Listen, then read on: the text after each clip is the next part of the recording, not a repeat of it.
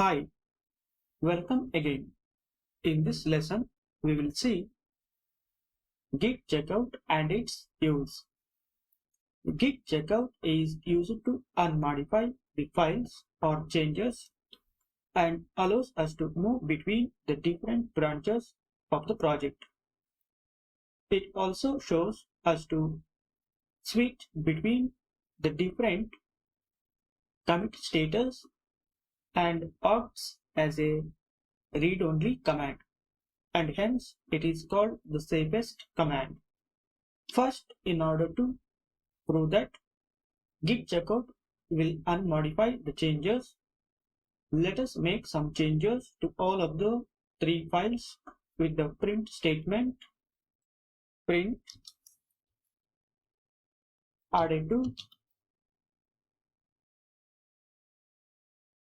see checkout is saved.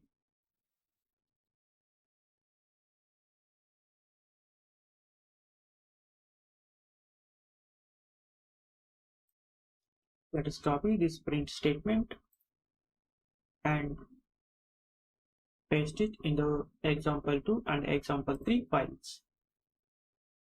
Let us save the changes. Now, if we check the status using git status,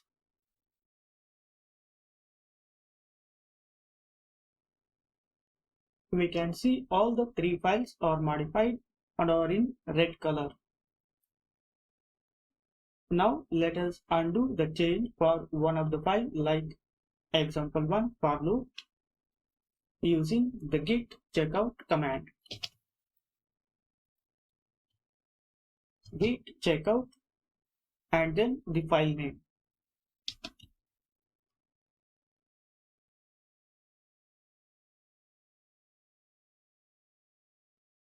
As you can see in the Visual Studio Code editor, the print statement added has been removed.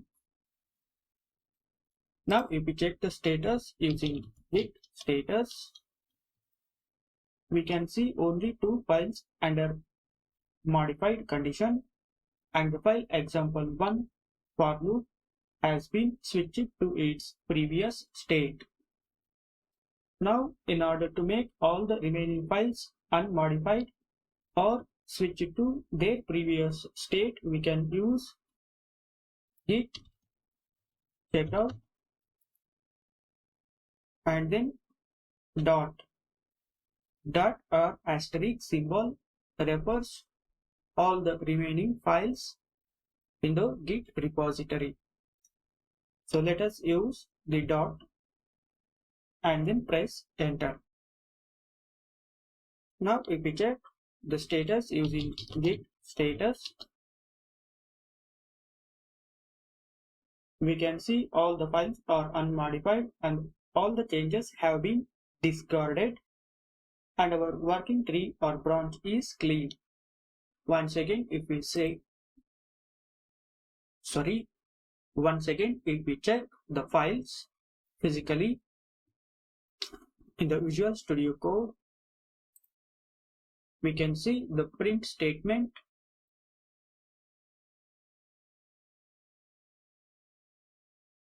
added has been removed.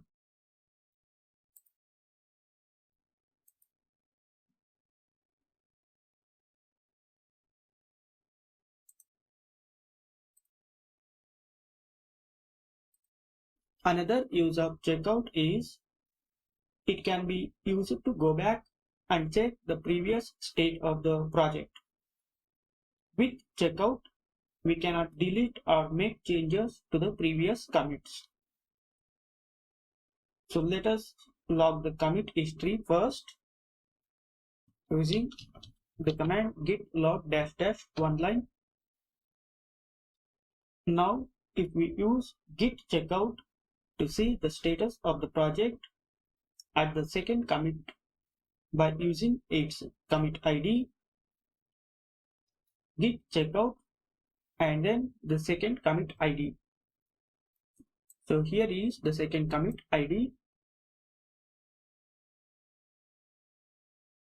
Here we can see that we are now in the detached head state, and head is no longer referring to the master branch, rather it is referring to second commit. And we can also see the commit message and the commit ID in the last line. Head is now at the second commit ID, and it is referring to the second commit ID. If we check the project status at this stage, we can notice that example3 file has been disappeared, and the modifications after the second commit ID also have been disappeared. So we can see only the status of the project at second commit ID. Means if we observe carefully the example1 and example2 files, at second commit ID we have added the print statement with the message first modification for second commit for both the files example1 and example2. Again, if we check out the log history at this commit position using git log one line, we can see that the head is referring to the second commit, and we can only see the commits behind this second commit. Since we have switched to second commit position, we can see only the second commit and the commits behind it, that is the first commit. Here we are seeing only two commits at this project position, but it does not mean that all the remaining commits and the project status has been modified. We have just moved back to the second commit in time and looking at the project status respectively. Now, in order to go back to the recent commit position, again we can use git checkout master, that is the master branch. If we check the log history using git log one line,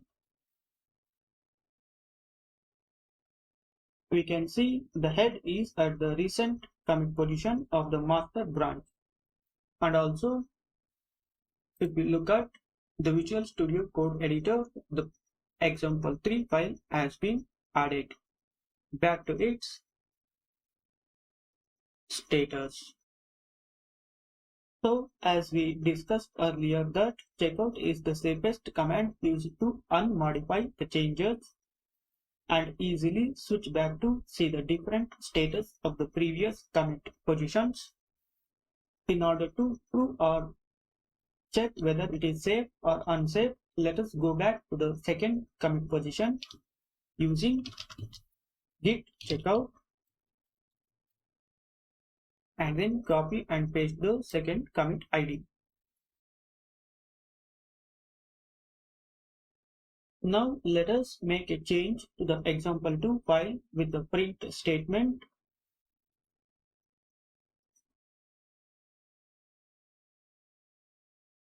Test message for fifth commit.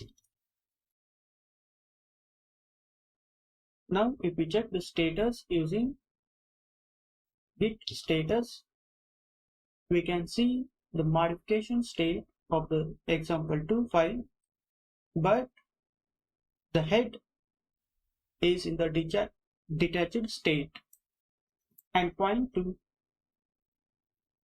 the second commit, which is read only. Let us add this file to the staging area using git add command. We can see the file is added to the staging area, but here also head is at the detached state. Let us see the status now. Here you can see the head is in the detached state, but the file has been added to the staging area. Now let us try to save this change to the project using git commit with the message fifth but test commit. Now if we check the status at this time position of the read-only mode using git log -- one line, we see that the fifth commit is now appearing with the head showing at the fifth commit, but this is read-only. As you can see that head is not pointing to any branch, either master or the sub branch with the arrow mark. Now if we switch back to our current stage of the project using git checkout master and see the log history of all the commits using git log -- one line, we can see that the fifth commit no longer exists here also. If we go back to the second commit position using git checkout and then copy and paste the second commit ID and check the log history again, git log -- one line. Here also we can see that the fifth commit no longer exists. So we have seen all the possible cases to check whether the checkout is safe or not, and finally come to the conclusion that it is safe and read-only, so that we cannot modify changes and commit to the changes as well. So now in order to go back to the current state, use git checkout master. We are using master because we have only one branch in our project, that is the main branch itself, and the name of that main branch is nothing but the master. So this is all about git checkout, which is the safest command to unmodify the things. If we really want to modify the changes to the project at different positions, we can make the same using branches that we will discuss later in this course. Now let us see how to do the changes and undo the changes using revert and reset commands. For that, let us move on to the next lesson.